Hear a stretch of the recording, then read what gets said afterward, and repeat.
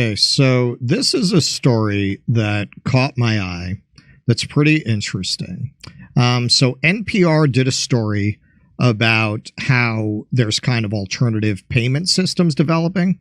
Now, before I read this, let me give it this proviso. This is from NPR, and their framing is as you would expect. These crazy Christians and Nazis are making payment platforms, and it's a threat. And, they don't say that, but they pretty much say that. So you have to approach this article the way Noam Chomsky advises you approach the New York Times. There's a lot of information in it that you can tease out, but you have to understand there's a framing on it. Now, at the end of the article, I will knock down the framing with some facts of who's getting debanked, and it certainly isn't only the right wing. So, how anti-vaccine activists in the far right are trying to build a parallel economy. Entrepreneurs and influencers from across a spectrum of conspiracist and religious communities gathered in Las Vegas in March to discuss building an uncancelable future together. But the conference almost didn't happen. A few weeks before the Re-Platform conference was scheduled to begin, the event organizers lost access to their money from ticket sales. Their payment processor, Stripe, had frozen their account.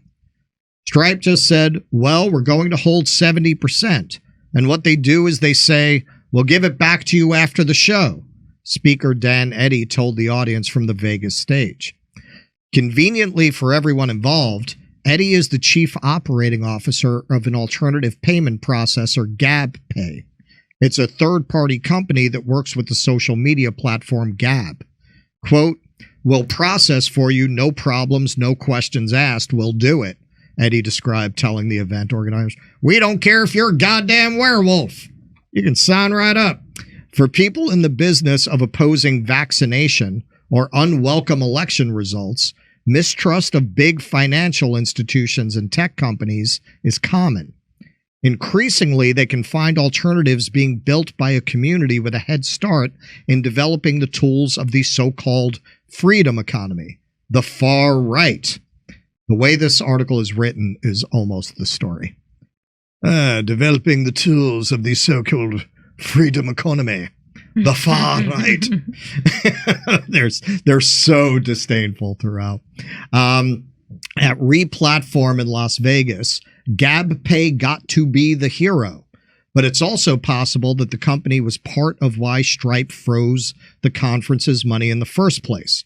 A few weeks earlier, a news story by Mother Jones, shocker, about the event highlighted a promotional appearance that GabPay's executives had made on far-right conspiracy theorist Stu Peters' streaming show. Now, okay, man, I practically just landed. I didn't have time to look into who that is. You know who that is, Keaton? I've heard of him. I've never seen it, though. Jimmy's been on his show. Has he been on his show? Stu Peters. Oh, yes. Well, so far-right conspiracy theorist is charged then. Yeah, absolutely. Yeah. He's conservative, but yeah.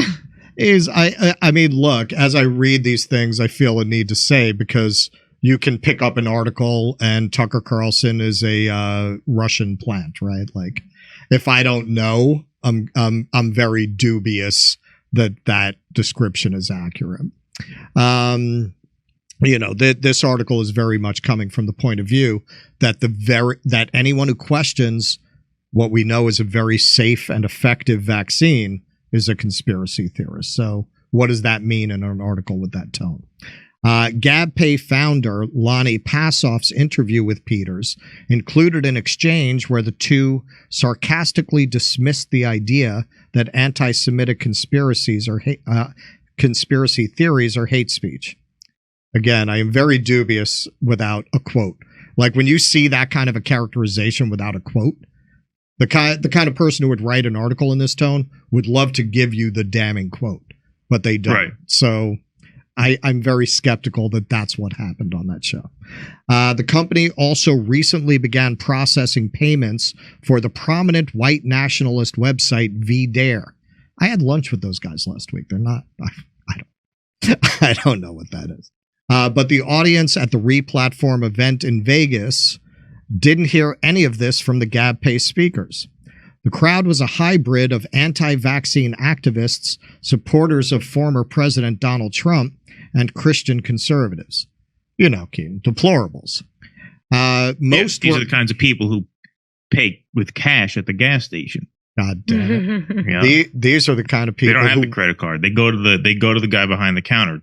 $25 on pump 2. Those kinds of people. Those kinds of people. If you weren't doing anything wrong, you wouldn't mind being tracked by the government. Now take the chip in your skin. Most were entrepreneurs in these movements looking for ways to build what they call the freedom economy.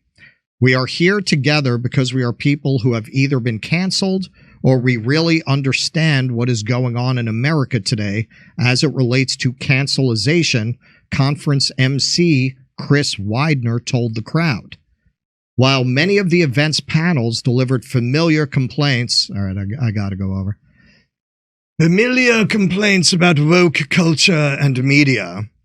Speakers from businesses sponsoring the event leaned into pitches aimed at drawing the audience away from the conveniences offered by large banks, financial institutions, and tech providers. I guarantee this guy talks that way. Leave Amazon, leave GoDaddy, leave all these woke corporations behind and start spending money with organizations that have your best interests in mind, said Megan Green of Patmos, a web hosting company named after the Greek island that the Christian apostle John is said to have been exiled to. The entrepreneurs gathered in Vegas represent a broader fusion of communities reacting to years of COVID-19, stolen election narratives, and transgender visibility, he said. More on that later with our illustrious president. A shared, embattled subculture. They feel like they're on the out, said Amarzingham. They believe that the governments are against them, intellectuals are against them, that science is moving in the opposite direction, that science education is moving in the opposite direction. So they just see a lot of trends that they feel are against traditional Christian values, family values. All right, I don't want to belabor this, but really, I could spend the rest of the show on that framing and the assumptions that underlie it. Okay, so science is moving in the opposite direction from Christian values. No, science is moving in the opposite direction from science. It's moving in the opposite direction from science. It's not only Christian people who are skeptical of some very safe and effective procedures and treatments. And adding in a spoonful of current-day conspiracism helps to frame the building of a separate, untainted economy as a matter of survival.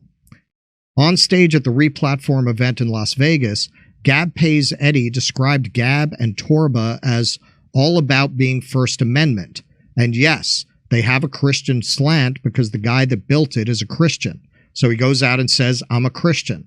I think you should have Christian values. He added, whether you agree with that or not is inconsequential to the fact that he can say it and so can you.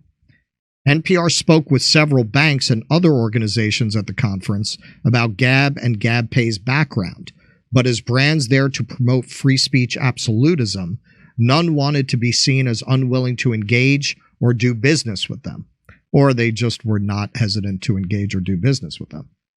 Eric Olhausen, with the conservative Old Glory Bank, said his company will do business with anyone operating legally.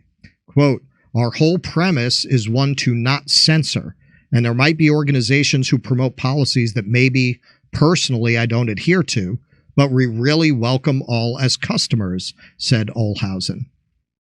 Wealthy anti-vaccine activist Steve Kirsch, who helped organize the Replatform conference, said in a written statement, quote, I don't support racism and never have. People are dying and lives are on the line. We want to reach the broadest audience possible, unquote. Within each of these movements, the benefit of supporting each other appear to outweigh any reputational risks. There was a clear message at Replatform. So long as you're not breaking laws, let's do business. You know, that was the most honest line in this entire article. So the article, really interestingly, and I'm assuming that these people at NPR have access to the Googles and the internets and the interwebs, and they can look up how many left organizations have had problems with censorship and debanking, including ones that, although they love to frame the left as the right, there's no way they could conceivably do so, such as the Gray Zone. The Gray Zone. You remember that, Keaton? Yes, indeed. In fact, we ditched GoFundMe in solidarity with the Gray Zone, and we're now on Give, Send, Go, which is well. Wait, I'm gonna get to it. All right, I don't want to step. I'm gonna get to it. So now I didn't bother with all of the crazy in that article, but they spent quite a lot of time on anti-Semitism and Nazis and that kind of thing. So it's pretty funny because Max Blumenthal, last I heard, is not a Christian conservative, nor is his fellow Jewish partner there, Aaron Mate. But nonetheless, they got their donations frozen by GoFundMe last year. This is from Al Jazeera. GoFundMe froze a fundraising campaign for the far-left news outlet The Gray Zone due to external concerns in the latest case to highlight the contentious role of tech companies in regulating controversial speech. The Gray Zone says it was unable to access more than $90,000 that about 1,100 contributors donated to support the work of 3 reporters. Max Blumenthal, the founder and editor of The Gray Zone, said the California-based crowdfunding company informed him in mid-August that he would not be allowed to transfer the donations, pending a review of the fundraiser related to unspecified external concerns. The donations were ultimately refunded to the donors after the Gray Zone moved the fundraising campaign to a rival crowdfunding platform. Blumenthal said he believes the review was undertaken for political reasons related to the website's coverage of the war in Ukraine. This was before October 7th, I believe, that this happened. Yes, it was. Quote, "They only told me due to some external concerns, and I assume that someone would have to be fairly powerful to get GoFundMe to overlook the profit motive that usually governs companies like this to cancel a fundraiser that is extremely successful," Blumenthal told Al Jazeera on Friday. In other words, somebody made a phone call and he's probably right. Blumenthal added that the Gray Zone's managing editor, Wyatt Reed, had similar problems with payment platforms PayPal and Venmo following his reporting on the Donbass region in eastern Ukraine. All right, so Gray Zone is about as left gets. So this is not a Christian problem. This is not a Christian conservative issue. This is not something that only unreconstructed racists need to take refuge in. But I'll tell you what is happening, I guess because the left just doesn't have the kind of money to set up these platforms, whereas you have wealthy kind of libertarian and libertarian adjacent Christian conservatives and people we would consider right-wing. They do have those resources. You're forcing people on the left, like Blumenthal, like the Gray Zone, to go to these platforms. Where else are they going to go? So you're creating the allyship in those groups that you are presumably trying to avoid. And I'm sure anybody who watches Jimmy's show remembers what the Canadian banks did to the truckers. And we are not amongst those who consider that a right-wing movement, although the press certainly smeared them in that way.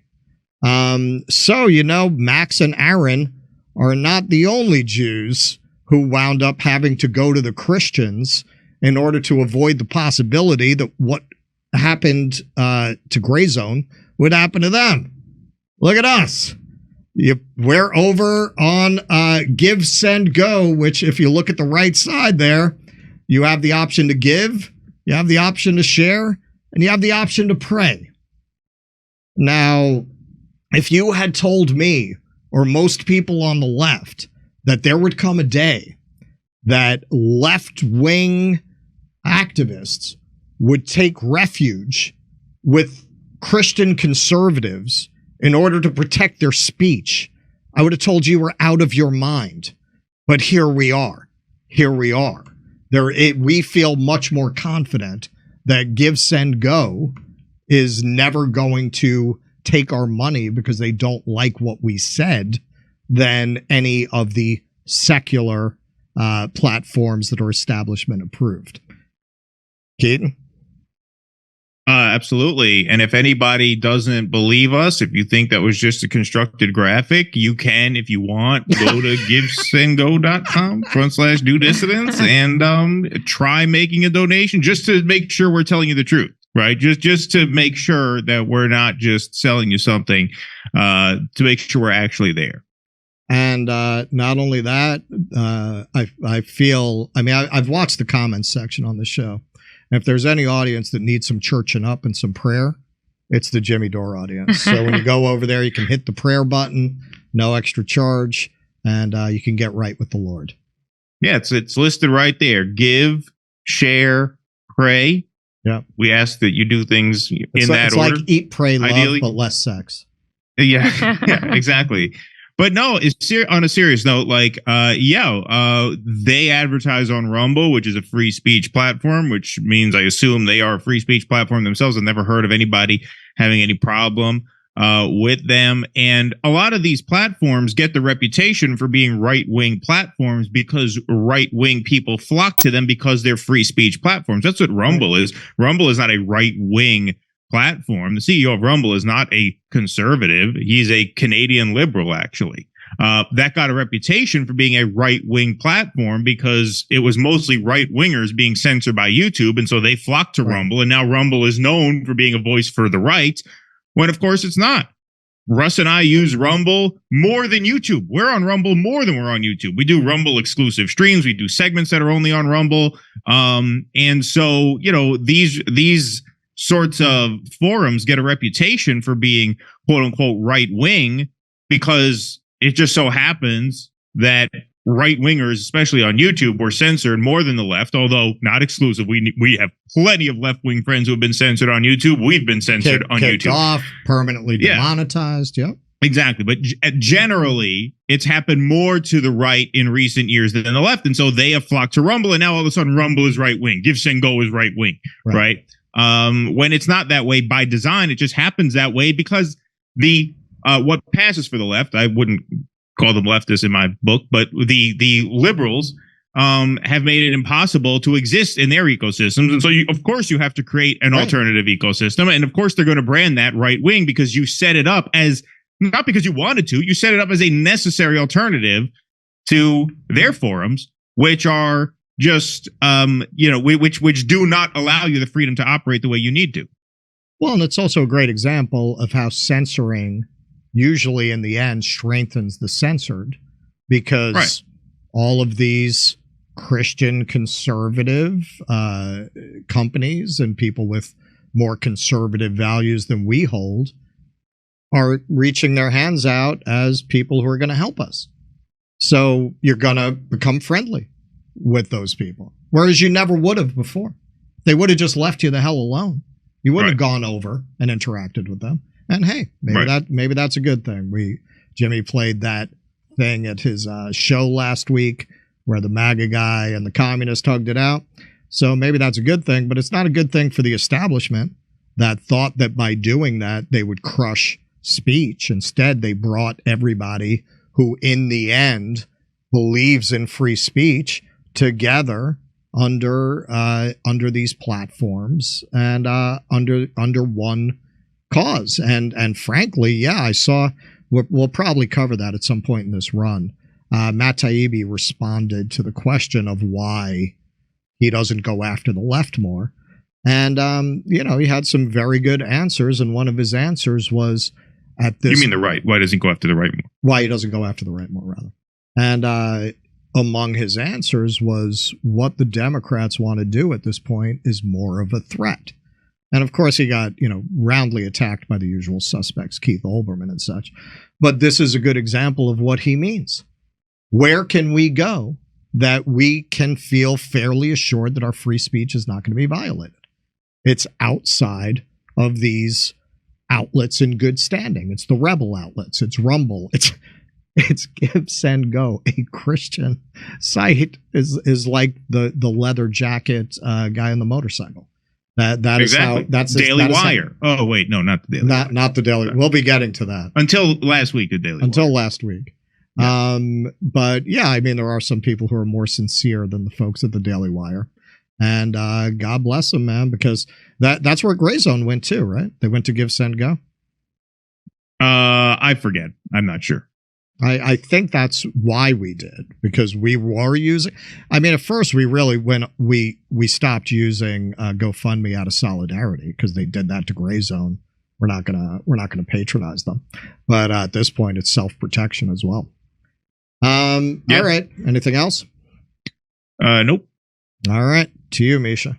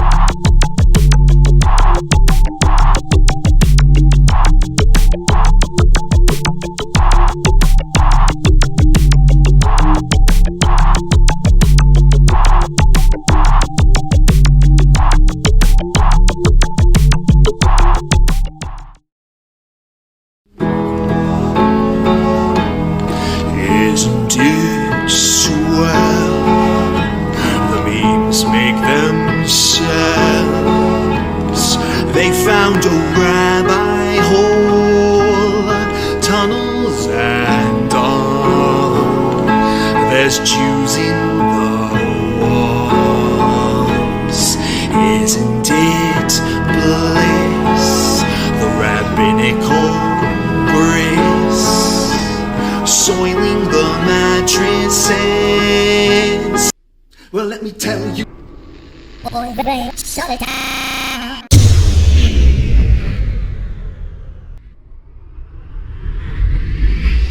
If I were Rabbi Shmuley and diddle diddle diddle digga digga diddle diddle dum, all day long I'd diddle little bums. If I were a Shmuley man, I'd peddle all my dildos, dreidel dildos, selling dildos with my daughter and her mum. If I were a Jewish Shmuley man, I'd be digging with a dildo in my bum. I'd wear a grotesque nose and go grab some goyim right on the nipple with a pinch. A Shabbos lap dance brace for the youngest mensch.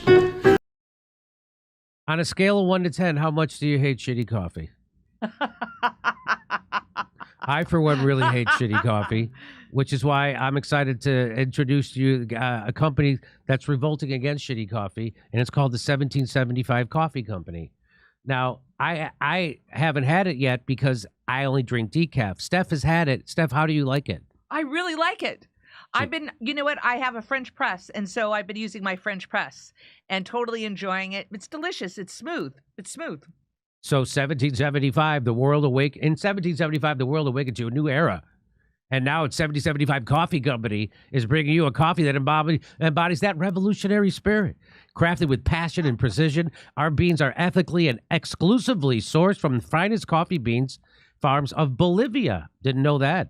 1775 Coffee Company's farm-to-cup journey ensures the highest quality of authenticity and sustainability from start to finish.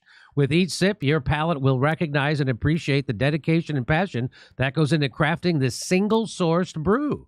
1775 Coffee Company takes pride in offering customers a truly exceptional coffee experience with their premium coffee collection. But their dedication to this revolution extends beyond the realm of taste. Safeguarding freedom of speech is critical right now, which is why 1775 Coffee Company has joined forces with Rumble in defense of one of our most fundamental rights, freedom of speech. Coffee that's sure to awaken all your senses, including the sense of freedom.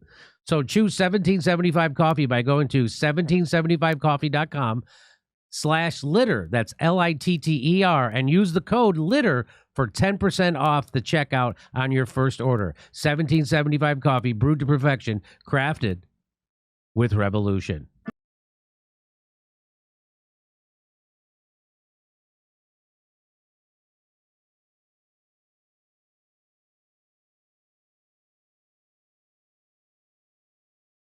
Hey, thanks for checking out our YouTube channel. Subscribe by clicking on that button down there for more AM Joy and the rest of MSNBC. And click on any of the videos right here to watch the latest interviews and highlights. And you can get more videos from MSNBC for free every day with our newsletters. Just visit